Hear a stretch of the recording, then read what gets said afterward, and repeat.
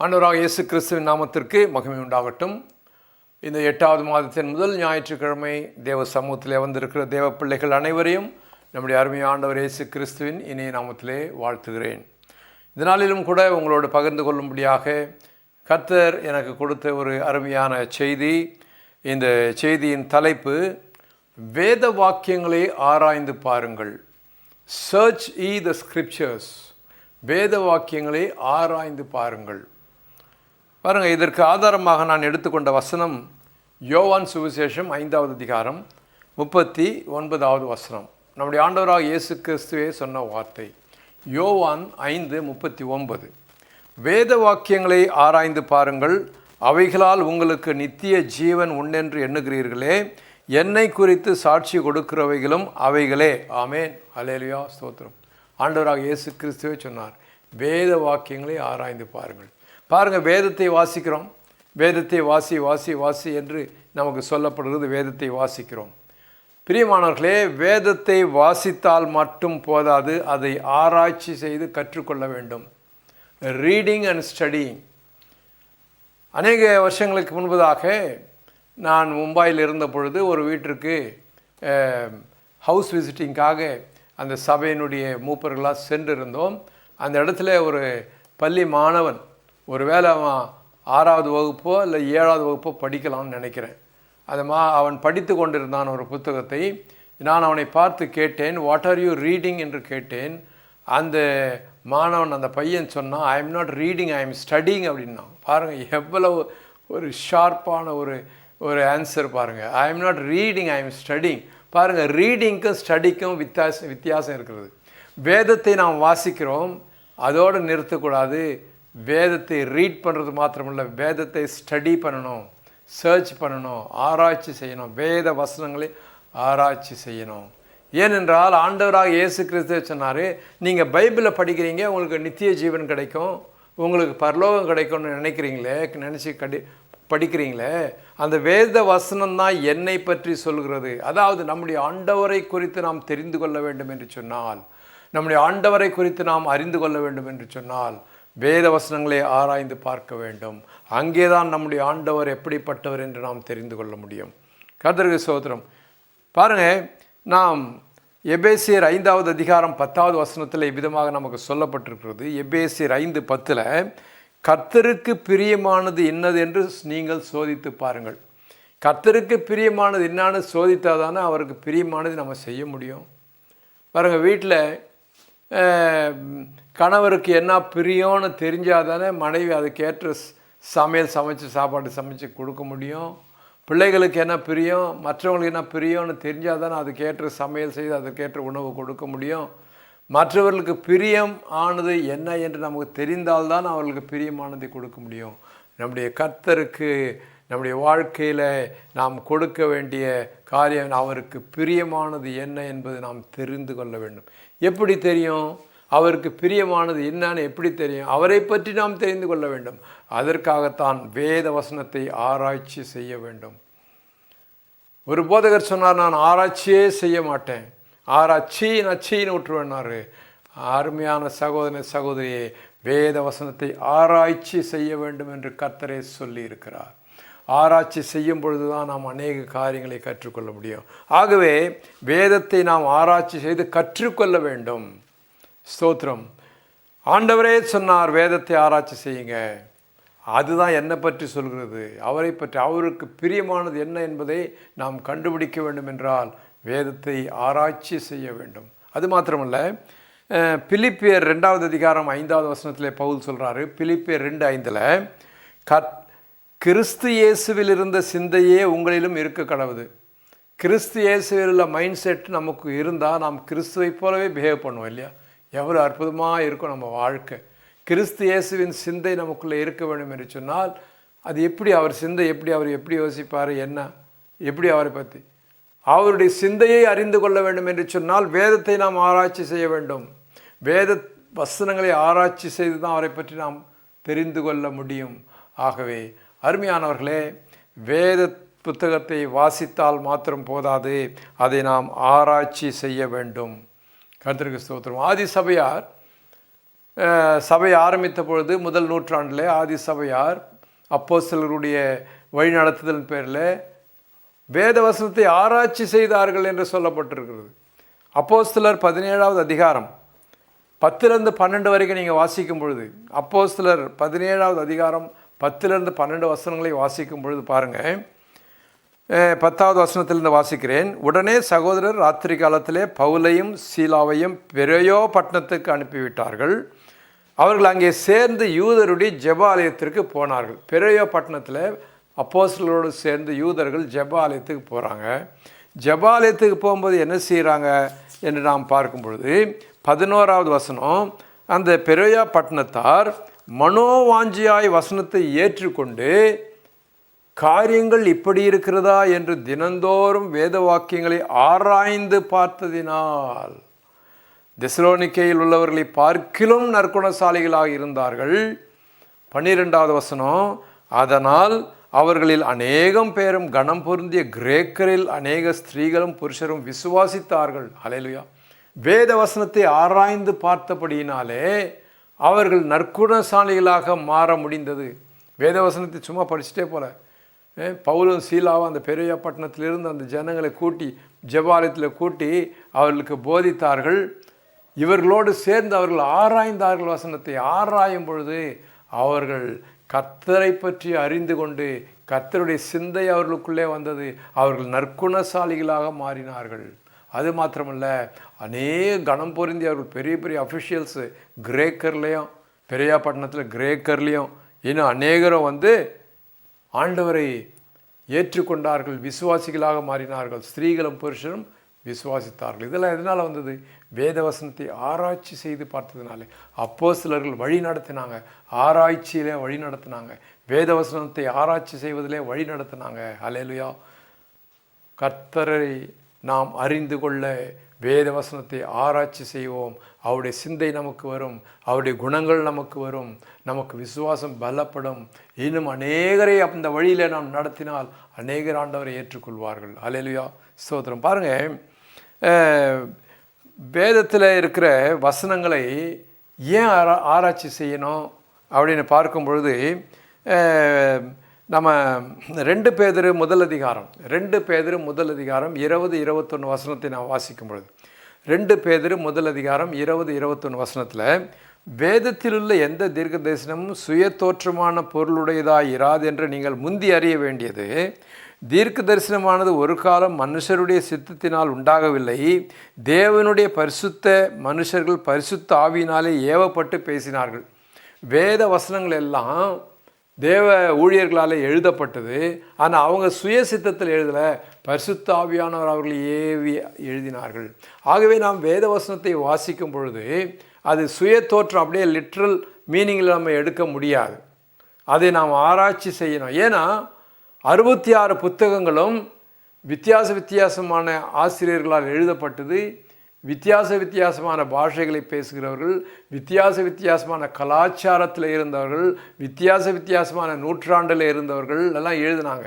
அதனால் அவங்க எந்த கலாச்சாரத்தில் எந்த பின்னணியில் எப்படி இருந்து எழுதினாங்க அதெல்லாம் பரிசுத்தாவியானவர் மூலமாக எழுதினதுனால இன்றைக்கு அதையெல்லாம் ரிவீல் பண்ணணுன்னா, அதை ஆராய்ச்சி செய்யும்பொழுது அதை ரிவீல் பண்ணணுன்னா, இன்றைக்கு இந்த காலகட்டத்தில் இந்த நூற்றாண்டில் இந்த கலாச்சாரத்தில் இருக்கிற நாம் அதை எப்படி புரிந்து கொள்ள வேண்டும் என்றால் பரிசுத்தாவியானவர் தான் நமக்கு புரிய வைக்கணும்.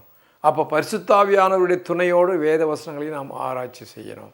இன்றைக்கு கூட பாருங்கள், அமெரிக்காவில் ஒரு கல்ச்சர் இருக்குது, அரபு நாடுகளில் ஒரு கல்ச்சர் இருக்குது, எகிப்தில் ஒரு கல்ச்சர் இருக்குது, இஸ்ரேலில் ஒரு கல்ச்சர் இருக்குது, இப்படியாக இந்தியாவில் ஒரு கல்ச்சர் இருக்குது. இப்படி இந்தியாவிலேயே எத்தனை கல்ச்சர் இருக்குது. ஆகவே வித்தியாசமான கலாச்சாரங்களிலே மொழிகளிலே இருக்கிறவர்கள், வித்தியாசமான வாழ்க்கை தடத்தில் இருக்கிறவர்கள் ஒரே வேத வசனத்தை புரிந்து கொள்ள வேண்டும் என்று சொன்னால் ஆவியானவர் புரிய வைக்கணும். அதுக்கு நம்ம கொஞ்சம் ஆராய்ச்சி செய்யணும். அல்லேலூயா, ஸ்தோத்திரம். அதனால் வேத வசனங்கள் இப்போது சங்கீதக்காரன் எழுதும்போது மாம்ச பிரகாரமாக எழுதுகிறாரு. என்னுடைய எதிரிகளை தாடையிலே அடியும் அவர்களை உடையும் என்றெல்லாம் சொல்கிறாரு. மாம்ச பிரகாரமாக அவர் சொல்கிறார். ஆனால் இன்றைக்கு நாம் அதை மாம்ச பிரகாரமாக எடுக்க முடியாது, ஆவிக்குரிய பிரகாரமாக எடுக்கணும். ஏனென்றால் புதிய ஏற்பாட்டில் சொல்லப்பட்டிருக்கிறது, நம்முடைய போராட்டங்கள் மாம்சத்தோடும் இரத்தத்தோடும் அல்ல, அந்த அந்தகார சேனைகளோடும் வானமண்டலத்தில் பொல்லாத ஆவிகளோடும் ஸ்பிரிச்சுவல் வார்ஃபேர். நம்முடைய வார்ஃபேர் மாம்சத்திற்குரியது அல்ல, நம்முடைய போராட்டம் ஆவிக்குரியது. ஆகவே சங்கீதமாக இருக்கட்டும், பழைய ஏற்பாட்டில் எதுவாக இருக்கட்டும், மாம்ச பிரகாரமாக சொல்லப்பட்ட காரியங்கள் ஆவிக்குரிய பிரகாரமாக எடுக்க வேண்டும். உன்னத பாட்டில் ஒரு மணவாளனும் மணவாட்டியும் மாம்ச பிரகாரமாக பேசிக்கொள்கிற காரியங்களை மணவாளனாக இயேசு கிறிஸ்துவுக்கும் மணவாட்டியாகிய சபைக்கும் இடையிலே ஆவிக்குரிய பிரகாரமாக அந்த கான்வர்சேஷன்ஸ், அந்த பேச்சுக்களை நாம் எடுத்துக்கொள்ள வேண்டும். ஹல்லேலூயா, ஸ்தோத்திரம். ஆகவே ஆராய்ச்சி செய்ய வேண்டியதாக இருக்கிறது. வேத வசனத்தை பரிசுத்த ஆவியானவர் துணையோடு நாம் ஆராய்ச்சி செய்யணும். அதனால் இங்கே சொல்கிறாரு, வேதத்தில் உள்ள எந்த தீர்க்க தரிசனமும் சுய தோற்றமுடையதல்ல, சுய தோற்றமான பொருளுடையது அல்ல என்று முந்தி நீங்கள் அறிய வேண்டும். அதற்கு பின்னாலே ஒரு அர்த்தம் இருக்குது, அதற்கு ஆவிக்குரிய அர்த்தம் ஒன்று இருக்குது. பரிசுத்த ஆவியானவர் தான் அதை விளக்க முடியும். அதற்கு நம்ம ஆராய்ச்சி செய்யணும். பாருங்கள், ஒரு டாக்டர் ஆகணும், எம்பிபிஎஸ் ஆகணும்னா 12 வருஷம் ஸ்கூலில் படித்து, அதுக்கு மேலே காலேஜில் போயிட்டு, மெடிக்கல் காலேஜில் போயிட்டு அங்கே ஒரு 5 வருஷமோ 6 வருஷமோ படித்து, அதுக்கு பிறகு தான் நீங்கள் டாக்டர் ஆகும். இவ்வளோ ரிசர்ச் பண்ணி இவ்வளோ படிக்கணும். ஒரு இன்ஜினியர் ஆகணும்னா 12 வருஷம் ஸ்கூலில் படித்து, அதுக்கப்புறம் ஒரு 4 வருஷம் இன்ஜினியரிங் காலேஜில் படித்து, அதுக்கப்புறம் ட்ரைனிங் போய் எவ்வளோ ரிசர்ச் பண்ண வேண்டியிருக்குப்பா ஒரு இன்ஜினியரிங், ஒரு டாக்டரு, ஒரு இன்ஜினியர். ஆனால் வேதத்தை படிக்க மாத்திரம் நம்ம ஆராய்ச்சி செய்ய நம்ம விரும்புறதில்ல. வேதத்தை இன்னும் எவ்வளவு ஆராய்ச்சி செய்யணும். ஆவிக்குரிய வாழ்க்கையில் முன்னேற விரும்புகிற நாம், தேவனோடு இசைந்து தேவனுடைய ராஜ்யத்துக்கு அடுத்த காரியங்களுக்காக நாம் எவ்வளவு ஆராய்ச்சி செய்ய வேண்டும் என்பதை நினைத்து பாருங்கள். ஹல்லேலூயா, ஸ்தோத்திரம். இருக்கட்டும், பாருங்கள், இப்போ வேத வசனங்களை ஆராய்ச்சி செய்து நம்முடைய கர்த்தரை குறித்து நாம் அறிய வேத வசனத்தை ஆராய்ச்சி செய்கிறோம். அது மாத்திரமல்ல, பாருங்கள், இங்கே சங்கீதக்காரன் என்ன சொல்கிறாரு, 27வது சங்கீதத்தில் ஒரு அற்புதமான காரியத்தை சங்கீதக்காரன் சொல்லுகிறதை நாம் பார்க்கிறோம். 27வது சங்கீதத்தில் 4வது வசனத்தில் அவர் சொல்கிறாரு, கர்த்தரிடத்தில் ஒன்றை கேட்டேன், அதையே நாடுவேன். நான் கர்த்தருடைய மகிமையை பார்க்கும்படியாகவும் அவருடைய ஆலயத்தில் ஆராய்ச்சி செய்யும்படியாகவும் நான் என் ஜீவனுள்ள நாளெல்லாம் கர்த்தருடைய ஆலயத்திலே தங்கி இருப்பதை நாடுவேன். சங்கீதக்காரன் பாருங்கள், நாங்கள் ஆலயத்திலே இருந்தால் போதும், சர்ச்சிலே இருந்து கர்த்தரை ஆராய்ச்சி செய்துகிட்டே இருக்கோம். அவர் மகிமையை ஆராய்ச்சி செய்யணும். கர்த்தர் எவ்வளவு பெரியவர், அவருடைய மகிமையை நாம் ஆராய்ச்சி செய்யணும். எப்படி ஆராய்ச்சி செய்ய முடியும்? வசனத்தின் மூலமாக. 19வது சங்கீதத்தில் நல்லா எழுதுகிறாரு. 19வது சங்கீதம் 1-2 வசனத்தில், வானங்கள் தேவனுடைய மகிமையை வெளிப்படுத்துகிறது, ஆகாய விரிவு அவருடைய கரங்களின் கிரியையை அறிவிக்கிறது, பகலுக்கு பகல் வார்த்தைகளை பொழிகிறது, இரவுக்கு இரவு அறிவை தெரிவிக்கிறது. ஹல்லேலூயா, தேவனுடைய மகிமையை இந்த இயற்கை தெரிவிக்கிறது. ஆனாலும் கூட அது எப்படி நம்ம தெரிஞ்சுப்போம், எப்படி தெரிந்து கொள்வோம்னா, 7வது வசனத்தில் சொல்கிறாரு, சங்கீதம் 19 7வது வசனத்தில், கர்த்தருடைய வேதம் குறைவற்றதும் ஆத்துமாவை உயிர்ப்பிக்கிறதுமாயிருக்கிறது, கர்த்தருடைய சாட்சி சத்தியமும் பேதையை ஞானிகளாக்குகிறதுமாயிருக்கிறது. ஹல்லேலூயா, கர்த்தருடைய வசனத்தை நாம் ஆராய்ச்சி செய்யும்போது அவருடைய மகிமையை பார்க்க முடியும். பேதைகளாக இருக்கிற நாம் ஞானிகளாக நம்மை மாற்றுகிறது. ஹல்லேலூயா. ஆகவே தேவ வசனத்தை நாம் ஆராய்ச்சி செய்ய வேண்டும். சரி, வேத வசனத்தை நாம் ஆராய்ச்சி செய்து கர்த்தரை பற்றி அறிந்து கொண்டு தேவனுடைய ராஜ்யத்துக்கு அடுத்த காரியங்களை நாம் ஆராய்ச்சி செய்து நம்முடைய ஆவிக்குரிய ஜீவியத்தில் முன்னேறணும்னா, இன்னொரு பக்கம் இருக்குங்க, there is other side of the coin. நாணயத்தின் மறுபக்கம் இருக்கிறது. என்னன்னு சொன்னால், பாருங்கள், கர்த்தர் நம்மை ஆராய்ச்சி செய்ய நம்ம விடணும். அதே சங்கீதக்காரன் சொல்கிறார் பாருங்கள், 139வது சங்கீதத்தில் நீங்கள் வாசிக்கும்பொழுது, 139வது சங்கீதத்தில் 23-24வது வசனம், 23-24வது வசனத்தில் சொல்கிறாரு, தேவனே என்னை ஆராய்ந்து என் இருதயத்தை அறிந்து கொள்ளும், என்னை சோதித்து என் சிந்தனைகளை அறிந்து கொள்ளும், வேதனை உண்டாக்கும் வழி என்னிடத்தில் உண்டோ என்று பார்த்து நித்திய வழியிலே என்னை நடத்தும். ஹல்லேலூயா, ஸ்தோத்திரம். நாம் வேதத்தை ஆராய்ச்சி செய்து நம்முடைய கர்த்தரை குறித்து ஆராய்ச்சி செய்து அவரை தெரிந்து கொள்வது மாத்திரமல்ல, கர்த்தர் நம்மை தெரிந்து கொள்ளணும். நமக்குள்ளே வேதனை உண்டாக்கும் வழிகள் இருக்கிறதா என்று அவர் ஆராய்ந்து பார்த்து அவர் நம்மை ஆராய்ச்சி செய்ய நம்ம விட்டு கொடுக்கணும். விட்டு கொடுத்து அவர் ஆராய்ச்சி செய்து அவர் நமக்கு சொல்லும் பொழுது, வசனங்கள் மூலமாக தான் சொல்லுவார், வேத வசனத்தின் மூலமாக தான் நமக்கு எடுத்து சொல்வார். நம்முடைய வேதனை உண்டாக்கும் வழிகளை வேத வசனத்தின் மூலமாக தான் கர்த்தர் சொல்வார். வாலிபன் தன் வழியை எதனால் சுத்தம் பண்ணுவான், உம்முடைய வசனத்தின்படி தானே என்று சங்கீதக்காரன் சொல்வார். ஆகவே வசனத்தின்படி அவர் நமக்கு உரைக்கும் பொழுது என்ன நடக்குதுன்னு சொன்னால், பாருங்க, 1 கொரிந்தியர் 11வது அதிகாரம் 31வது வசனத்தில், 1 கொரிந்தியர் 11:31 நம்மை நாமே நிதானித்து அறிந்தால் நாம் நியாயம் தீர்க்கப்படுவோம். ஹல்லேலூயா. கர்த்தர் நம்மை நிதானித்து நம்மை ஆராய்ச்சி செய்ய விட்டு கொடுக்கும் பொழுது, அவர் நமக்கு காட்டும் பொழுது நம்மை நிதானித்து நாம் கர்த்தரிடத்திலே ஒப்புரவாகி நம்மை சுத்திகரித்து கொள்ள வேண்டும். ஆக இப்படிப்பட்ட ஒரு ஆராய்ச்சி நடக்கணும். இப்படிப்பட்ட ஆராய்ச்சி நடந்தால் தான் நம்முடைய வாழ்க்கை தேவனோடு ஒப்புரவுள்ளதாக இருக்கும். கர்த்தருக்கு ஸ்தோத்திரம். அது மாத்திரமல்ல, கடைசியாக நான் சொல்ல விரும்புவது, இப்படி நாம் கர்த்தரை ஆராய்ச்சி செய்து அவரை தெரிந்து கொண்டு, கர்த்தர் நம்மை ஆராய்ச்சி செய்து நம்முடைய வேதனை உண்டாக்கும் வழிகளை அப்புறப்படுத்தி நம்மை நாமே நிதானித்து நாம் நம்மை சுத்திகரித்து கொள்வோமானால் இந்த ஆராய்ச்சி வீணாகாது. நாம் செய்கிற இந்த ஆராய்ச்சி வேஸ்ட்டு கிடையாது.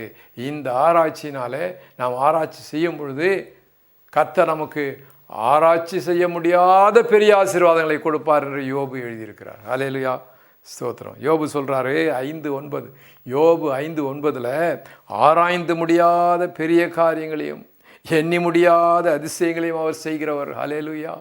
ஆராய்ந்து முடியாத காரியங்களை உங்களுக்காக கர்த்தர் செய்வாருங்க. ஸ்தோத்திரம். எரேமியா 33:3வது வசனம் சொல்கிறார், என்னை நோக்கி கூப்பிடு, அப்பொழுது நான் உனக்கு உத்தரவு கொடுத்து நீ அறியாததும் உனக்கு எட்டாததுமான பெரிய காரியங்களை உனக்கு அறிவிப்பேன். ஸ்தோத்திரம். ஆகவே நாம் கர்த்தரை ஆராய்ச்சி செய்யும்பொழுது, வேத வசனங்களை ஆராய்ச்சி செய்யும்பொழுது நம்மால் ஆராய்ந்து கண்டுபிடிக்க முடியாத பெரிய ஆசீர்வாதங்களை கர்த்தர் நமக்கு கொடுப்பார். எனவே தான் சங்கீதக்காரன் முதல் சங்கீதத்தில் எழுதியிருக்காரு, சங்கீதம் 1:2வது வசனத்தில், கர்த்தருடைய வேதத்தில் பிரியமாயிருந்து இரவும் பகலும் அவருடைய வேதத்தில் தியானமாயிருக்கிற மனுஷன் பாக்கியவான். தியானமாயிருக்கிறன்னா அவருடைய வேதத்தை இரவும் பகலும் ஆராய்ச்சி செய்கிற மனுஷன் பாக்கியவான். ஏனென்றால் அவனால் ஆராய்ந்து பார்க்க முடியாத பெரிய ஆசீர்வாதங்களை கர்த்தர் அவனுக்கு கொடுப்பார். அல்லேலூயா, கர்த்தருக்கு ஸ்தோத்திரம். ஆகவே வேத வாக்கியங்களை ஆராய்ந்து பாருங்கள். அதன் மூலமாக நாம் கர்த்தரை அறிந்து கொள்ள முடியும், அவர் மகிமையை அறிந்து கொள்ள முடியும். அவர் நம்மை ஆராய்ச்சி செய்து நம்மை சுத்திகரிக்கும் பொழுது நாம் ஆராய்ந்து பார்த்து கண்டுபிடிக்க முடியாத பெரிய ஆசீர்வாதங்களை நமக்கு கொடுப்பார். கர்த்தர் தாமே இந்த வசனங்களை கொண்டு நம்மை ஆசீர்வதிப்பாராக. கண்களை மூடி ஜெபிப்போம். எங்கள் அன்பின் ஆண்டவரே, உம்மை ஸ்தோத்திரிக்கிறோம் கர்த்தாவே. இந்த நாளிலும் கூட உம்முடைய வசனத்தை கேட்ட ஒவ்வொருவரையும் ஆசீர்வதியும். உம்முடைய வசனம் ஒவ்வொருவரையும் சுத்திகரிக்கட்டும். உம்முடைய வசனத்தின் மூலமாக உண்மை நாங்கள் அறிந்து கொள்கிறோம் கர்த்தாவே. ஹல்லேலூயா. உம்முடைய மகிமை பெரியதப்பா. சர்வ வல்ல தேவனே, வானங்களை உண்டாக்கினவரே, இன்றைக்கும் கூட எங்களை பரிசுத்தப்படுத்தி எங்களுடைய தேவைகளை எல்லாம் சந்தியும். இந்த நாளிலும் கூட யார் யார் எந்தெந்த நோக்கத்தோடு வந்தார்களோ எல்லாருடைய நோக்கங்களும் நிறைவேறட்டும், தேவைகள் சந்திக்கப்படட்டும், பிரச்சனைகள் அப்புறப்படட்டும், சரீர பலவீனங்கள் அப்புறப்படட்டும். இதை பரிசுத்தப்படுத்தி உங்களுடைய திவ்ய வருகை காயங்களை ஆயத்தப்படுத்தும். இயேசுவின் மூலம் வேண்டிக் கொள்கிறோம் நல்ல பிதாவே. ஆமேன், ஆமேன்.